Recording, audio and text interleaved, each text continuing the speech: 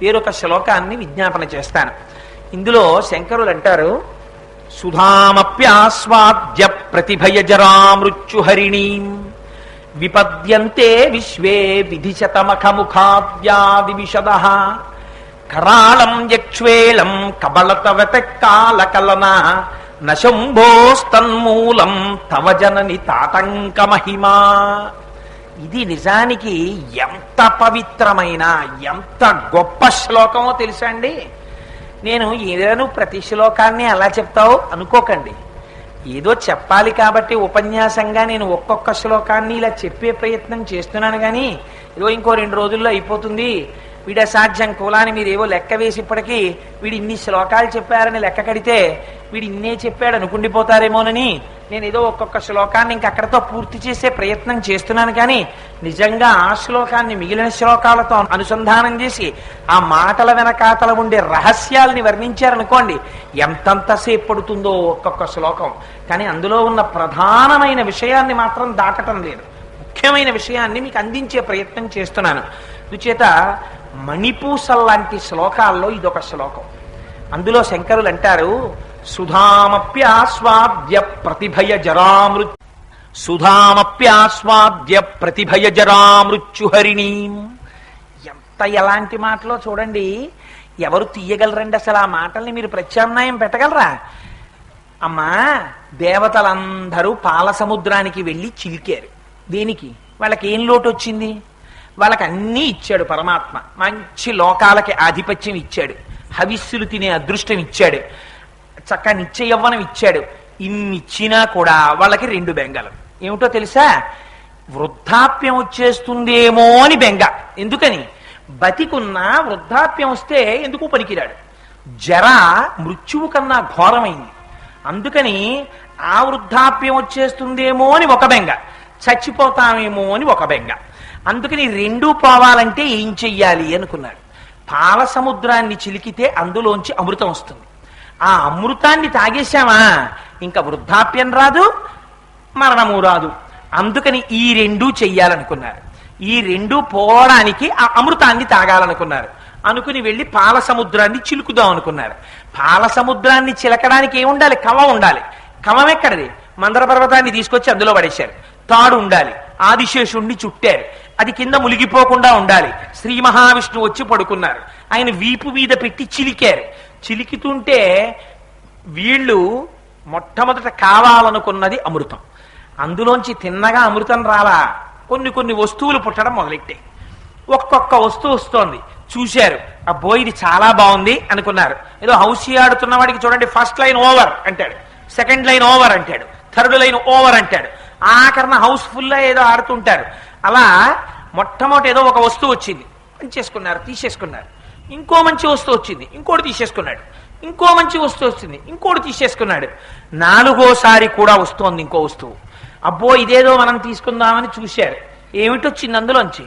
అప్పలవెల్లి లోపల అప్పటికప్పటికి మందరాగము తిరిగెన్ చప్పుడు నిండెన జండము చెప్పెడిదే మజుని చెవులు చిందరగొనియన్.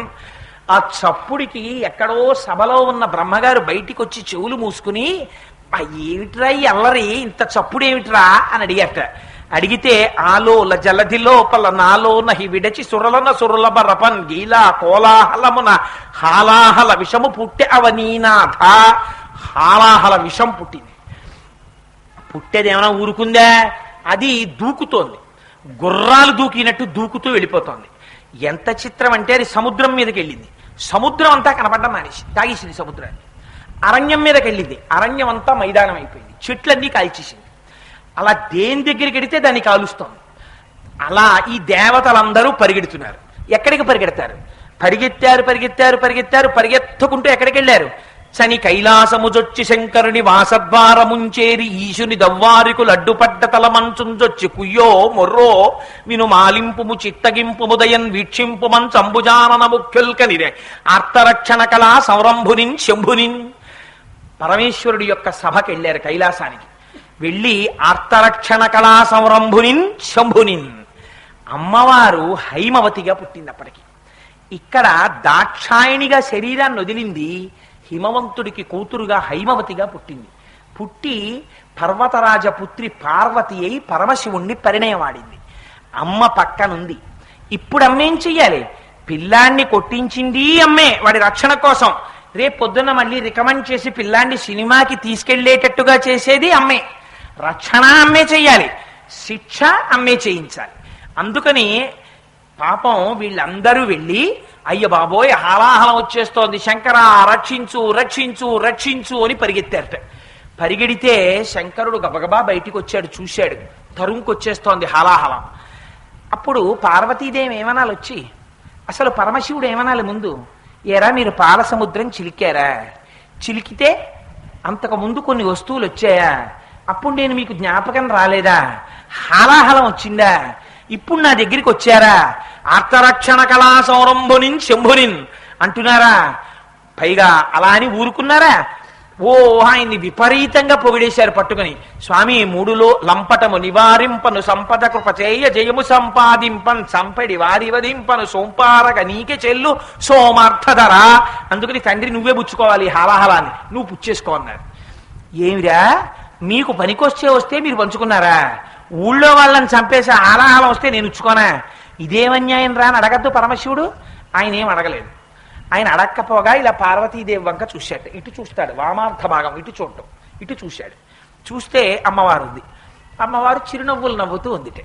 ఉంటే అమ్మవారిని చూసి వద్దంటుందేమో, ఎంతైనా భర్త కదా హాలాహలం పుచ్చేసుకుంటానంటే ఏం బాగుంటుంది అని ఆవిడికి నచ్చ.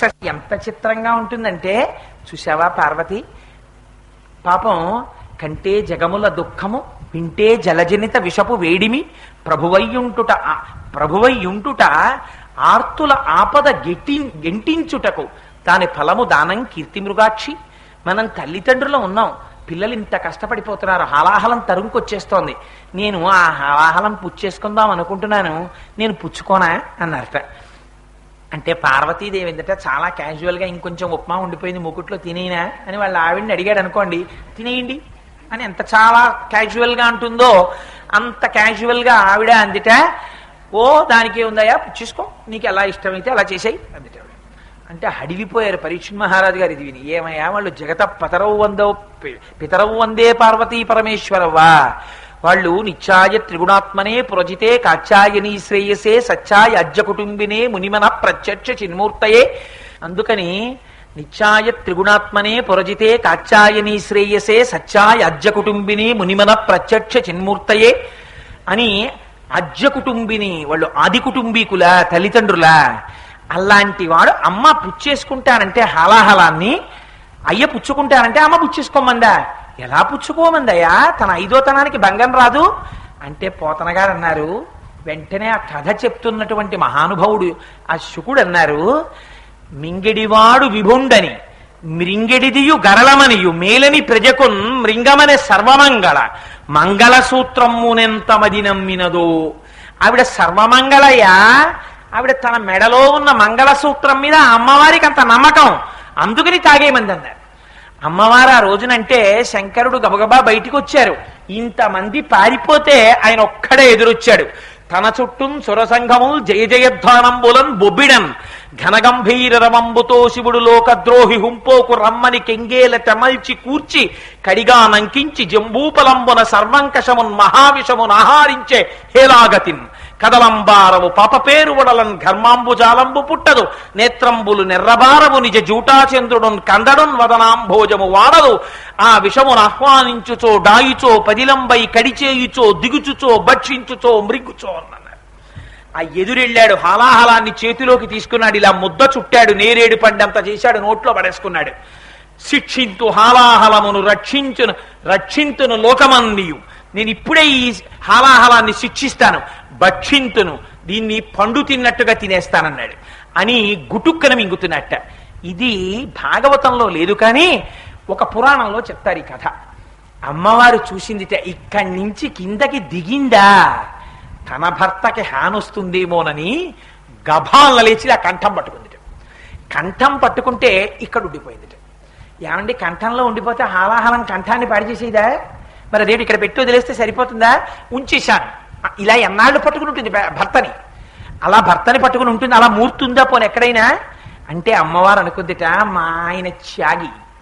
ఆవిడ చూడండి, ఆయనకి ఏమీ అక్కర్లేదు, ఎప్పుడు అలా తిరుగుతుంటారు. ఎప్పుడో 1971లో వాళ్ళ అమ్మగారు వాచి కొన్నారట, దానికే ఎన్నాళ్ళైనా ఓవరాయిలింగ్.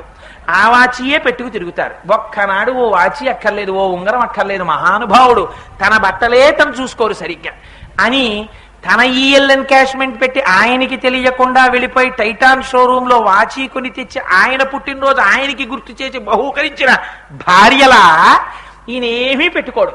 ఎంత సంతోషమో!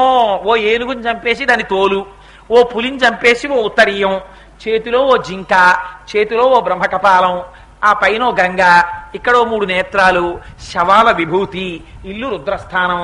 ఎంత సంతోషమో! ఆనందం ఆనందం ఆనందం పొంగిపోతూ ఉంటాడు. ఓ బంగారం అక్కర్లేదు, ఓ ఇది అక్కర్లేదు. కానీ మనిషి చూస్తే తెల్లగా ఎంత అందంగా ఉంటారో.